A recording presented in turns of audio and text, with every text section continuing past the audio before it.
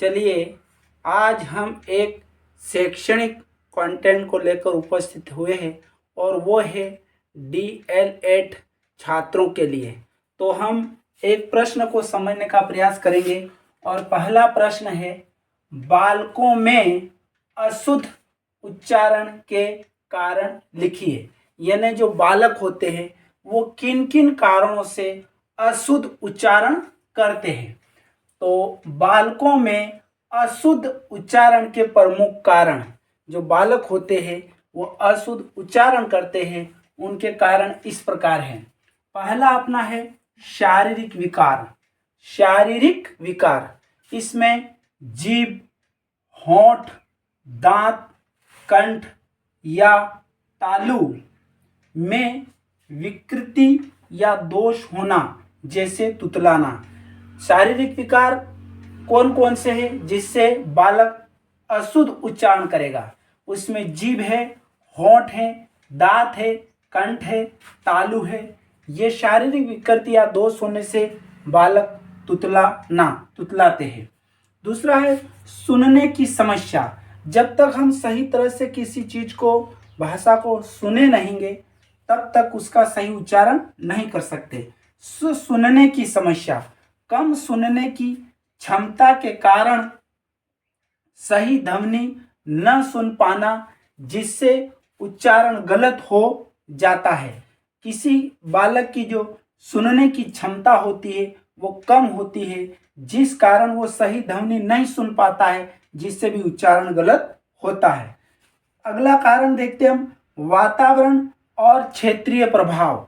वातावरण और क्षेत्रीय प्रभाव, परिवार, आसपास या स्थानीय बोलियों के प्रभाव के कारण बालक गलत शब्द सीखते हैं। परिवार में अगर गलत उच्चारण होगा, आसपास के क्षेत्र में, और स्थानीय बोलियों का प्रभाव भी उसमें होता है, जिससे छात्र गलत सीखते हैं।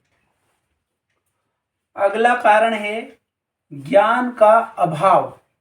वर्णों, मात्राओं और उच्चारण स्थान का सही ज्ञान न होना।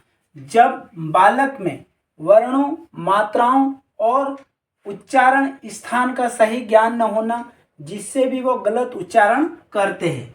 मनोवैज्ञानिक कारण, बालकों में मनोवैज्ञानिक कारण हो सकते हैं। संकोच हो सकता है, डर हो सकता है, या बहुत जल्दी बोलने की आदत के कारण अशुद्ध उच्चारण होते हैं। छात्रों में ये मनोवैज्ञानिक कारण हो सकते हैं। संकोच, डर या बहुत जल्दी बोलने की आदत के कारण अशुद्ध उच्चारण होते हैं। अगला है अनुकरण की कमी।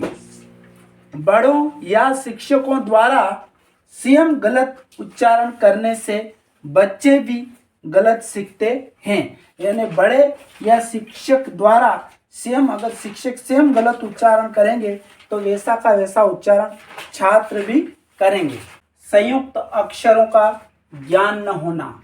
संयुक्त अक्षरों का ज्ञान न होना, जैसे अक्षः, त्र, ज्ञ, ये कठिन संयुक्त अक्षर माने गए हैं।